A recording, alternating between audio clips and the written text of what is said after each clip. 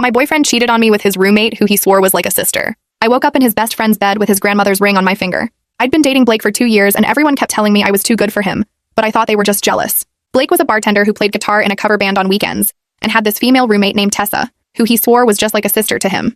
She'd walk around their apartment in towels, cook him breakfast in her underwear, and sit on his lap during movie nights. But Blake said I was being insecure and crazy for thinking it was weird. He'd cancel our dates if Tessa had a bad day at work. He'd leave my place in the middle of the night because Tessa needed someone to talk to about her ex. When I got promoted at my accounting firm, Blake forgot to congratulate me because Tessa had gotten a parking ticket and was upset. But I loved him and thought relationships took work and compromise. His best friend Danny kept trying to tell me Blake wasn't worth it. Danny owned a small construction company and would always show up when Blake left me stranded places, like when Blake forgot to pick me up from the airport because Tessa wanted to go shopping, or when Blake ditched me at his band's show because Tessa felt sick and needed care. Danny would appear with coffee and a ride, never saying anything bad about Blake but always asking if I was okay. I told Danny to stop worrying about me because Blake and I were solid. Danny just said he'd be around if I needed anything. Blake started getting weird about Danny, saying he was trying to steal me and that nice guys like Danny were actually the worst because they pretended to care. I defended Danny, but Blake said I was naive, and Danny definitely wanted to sleep with me. I stopped mentioning when Danny helped me to avoid fights. Last Friday was Blake's band's biggest show yet at this venue downtown. I bought a new outfit and invited my friends to support him. Blake said Tessa would be there too because she was basically their unofficial manager, whatever that meant.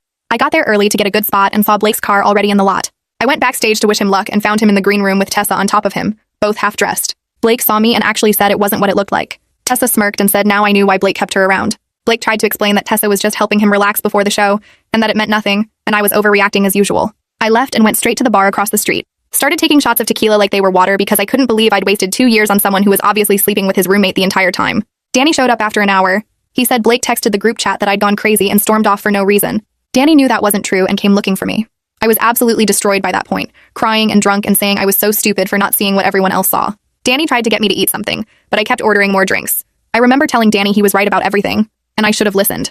I remember him trying to get my phone when I wanted to call Blake. I remember throwing up in the parking lot while Danny held my hair. I don't remember anything after that. I woke up in a bed that wasn't mine, wearing a t-shirt that said Henderson Construction, which was Danny's company. Danny was asleep on the floor with a pillow and blanket. There was water, aspirin, and toast on the nightstand. And on my finger was a ring. Not an engagement ring, but Danny's grandmother's class ring. He always wore on his pinky. I sat up confused, and Danny woke up immediately, asking if I needed to throw up again. I asked what happened and why I was wearing his ring. He said I'd been trying to call Blake all night, so he gave me his ring to fidget with instead of my phone, and I refused to give it back. He said I kept saying it was prettier than anything Blake ever gave me, which wasn't hard since Blake never gave me anything. Danny said he slept on the floor after making sure I was okay, and nothing happened between us. He said his sister was in the guest room if I wanted to confirm with her. He'd called her to come over so I wouldn't wake up alone with just him there and get the wrong idea. His sister Lori came in with coffee and confirmed Danny was on the floor all night while she checked on me every hour. She said Danny was worried sick and kept saying he should have told me about Blake sooner. I asked what he meant. Lori said Danny knew Blake was sleeping with Tessa for at least 6 months, but didn't know how to tell me without seeming like he was trying to break us up. Blake called while we were talking. He said I embarrassed him by making a scene at his show, and Tessa was upset that I'd invaded their space. Their space. He said if I apologized to Tessa and accepted their relationship dynamic, we could work things out. I looked at Danny, who was pretending not to listen while making breakfast. I looked at his grandmother's ring still on my finger. I told Danny I needed to call Blake back and break up with him properly. Danny looked at me over the rim of his coffee cup and suggested maybe I should eat something first. He said big decisions needed clear heads and I'd had a rough night. Lori walked in carrying a plate of pancakes and set them down in front of me. She said drunk me had been absolutely hilarious last night. Apparently I kept holding up Danny's ring and announcing to anyone who would listen that it was prettier than anything Blake had ever given me. Which was true since Blake never actually gave me anything in 2 years except excuses and disappointment. Lori said I'd refuse to give the ring back to Danny, clutching it to my chest and saying it was mine now. Danny looked embarrassed and said I could keep it as long as I wanted. I twisted the ring on my finger and realized how much lighter I felt without Blake's constant weight dragging me down. I picked up my phone and listened to Blake's voicemail on speaker. His voice came through angry and sharp. He said I'd embarrassed him at his show last night by making a scene. He said Tessa was really upset that I'd invaded their space like that. Their space. He actually called it their space. Blake said if I apologized to both of them and accepted their relationship dynamic, we could probably work things out. He made it sound like he was doing me a favor. Like I should be grateful he was willing to consider taking me back after I caught him cheating. Danny's jaw tightened as he listened. Lori muttered something under her breath about Blake being delusional. I looked at Danny across the kitchen table and saw him clearly for the first time. He'd been showing up for me for 2 years while Blake couldn't even be bothered to pick me up from the airport. Danny brought me coffee when Blake left me stranded. Danny listened when Blake forgot to congratulate me on my promotion. Danny had been the one actually there while Blake was busy with Tessa. I called Blake back. He answered on the first ring and started talking immediately about how glad he was that I'd come to my senses. I cut him off and told him we were done. I said he could have whatever twisted relationship he wanted with Tessa, because I wasn't interested in being part of it anymore. Blake's voice changed from smug to angry in a second. He said I was overreacting like I always did. He said I knew Tessa was important to him, and that I'd agreed to be understanding about their friendship. I hadn't agreed to anything except being lied to and disrespected for 2 years. Blake kept talking, saying I was throwing away our relationship over nothing. I hung up mid-sentence. Danny was trying not to smile.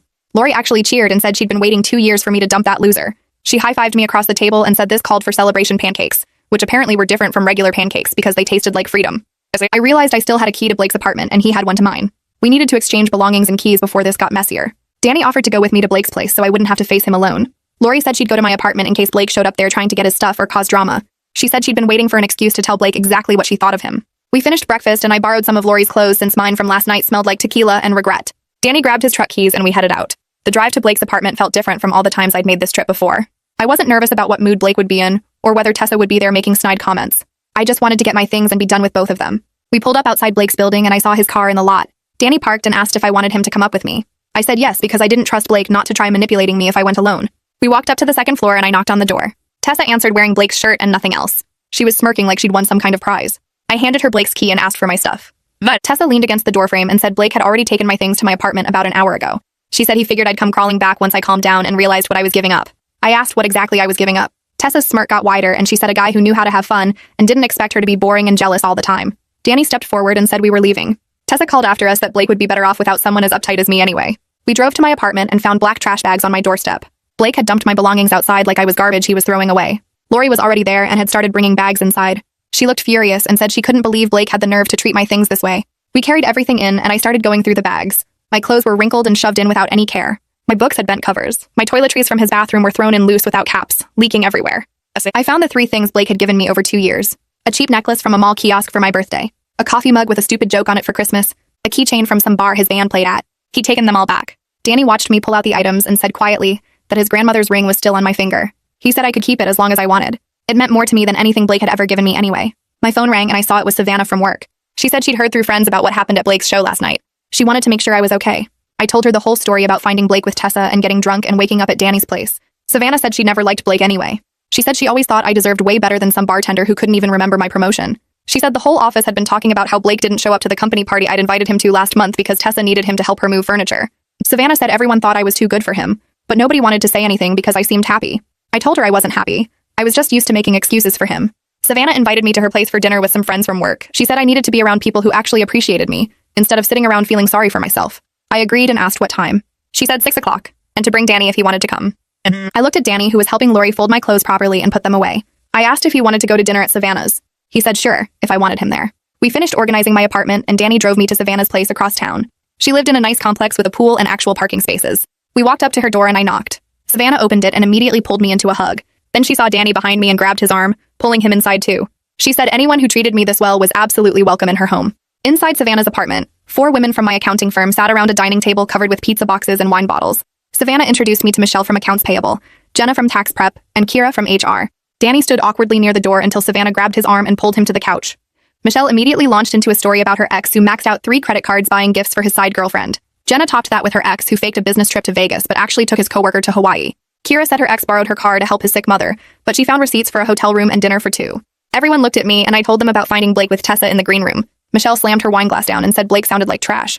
Jenna asked how long Tessa had been living with him, and I said 2 years, the entire time we'd been dating. Kira shook her head and said she couldn't believe I put up with that situation for so long. I explained that Blake always made me feel crazy for being bothered by it. Savannah refilled everyone's glasses and said Blake was a classic manipulator who convinced me my normal reactions were overreactions. Danny sat quietly on the couch scrolling through his phone while we talked. Michelle glanced at him and asked if Danny and I were together now.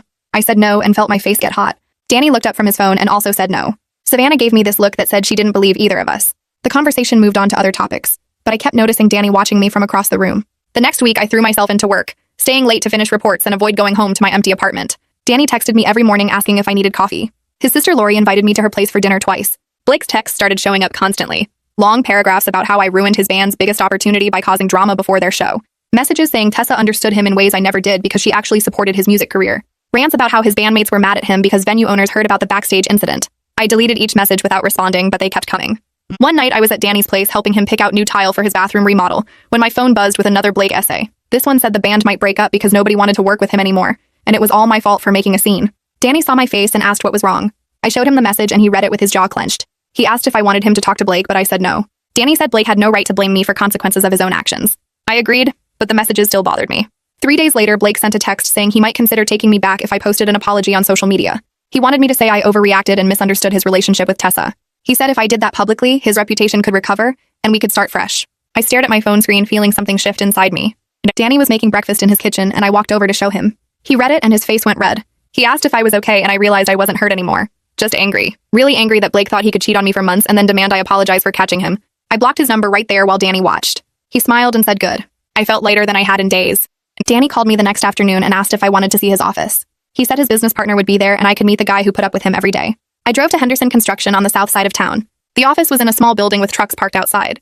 Danny met me at the door and led me inside to a space with desks, filing cabinets, and construction plans covering the walls. A tall guy with graying hair stood up from one of the desks and shook my hand. Danny introduced him as Jasper, his business partner for 8 years. A woman with short dark hair sat at the other desk, and Danny introduced her as Evelyn, Jasper's wife who handled their bookkeeping.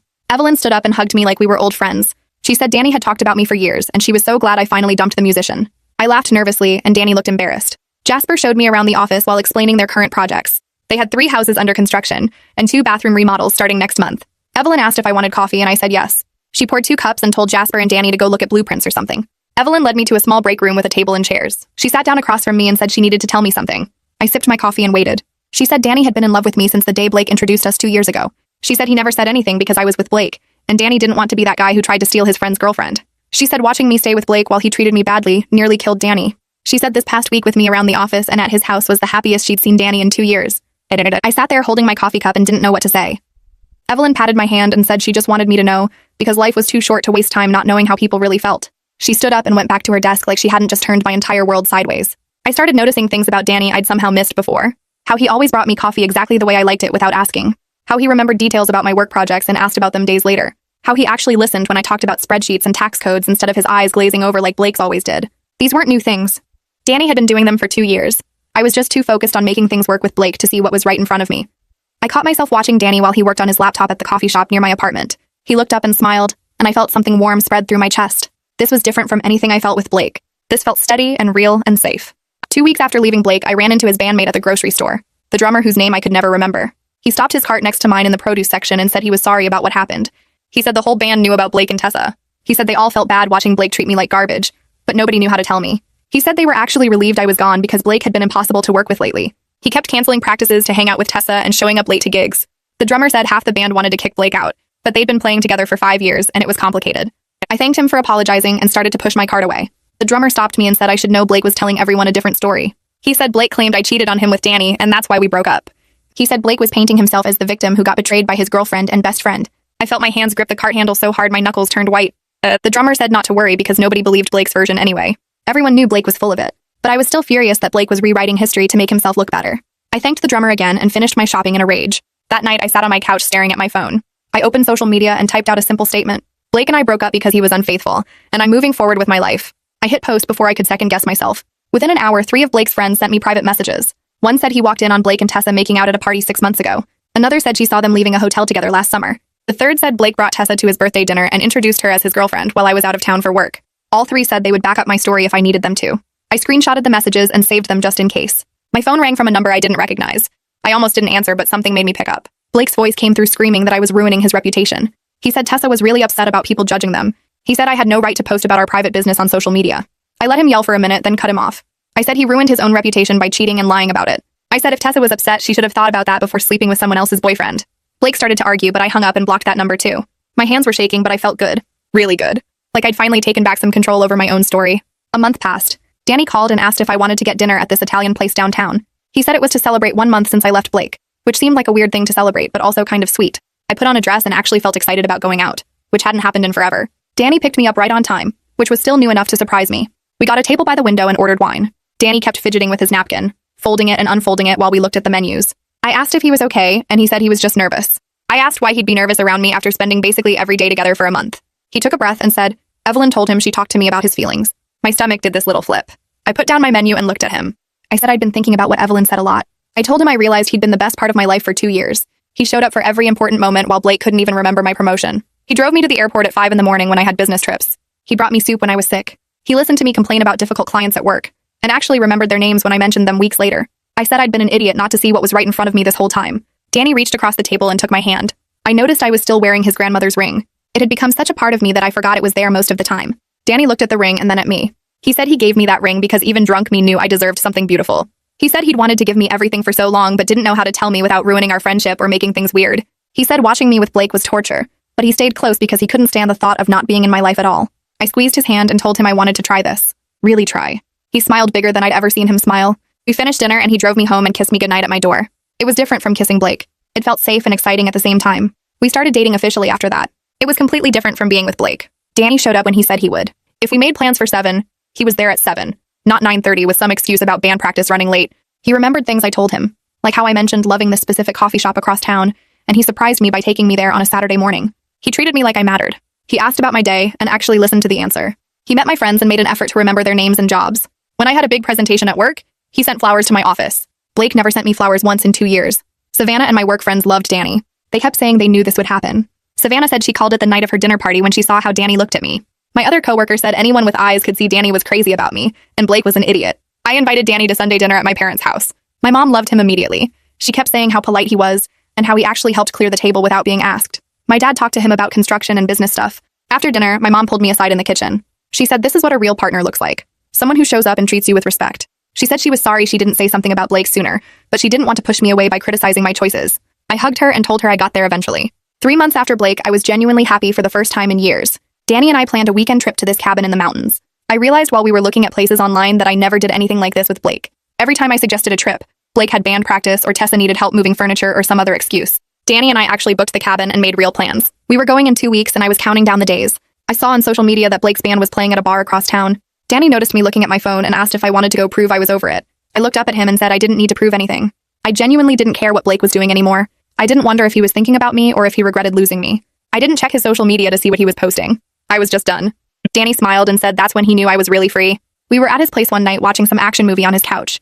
I had my feet tucked under me and his arm around my shoulders. The movie ended and we just sat there in the quiet. Danny turned to me and said he wanted to take his grandmother's ring to a jeweler and have it properly sized for me. I looked down at the ring on my finger. It was still too big, and I had to wear it on my middle finger to keep it from falling off. Then I looked back at Danny and realized he wasn't just talking about the class ring anymore. My heart started beating faster. He said he knew it was fast, but he'd loved me for 2 years already. He said when you know someone is right, you just know. I said yes before he even finished asking. Because sometimes the right person was there all along and you just needed to wake up and see it.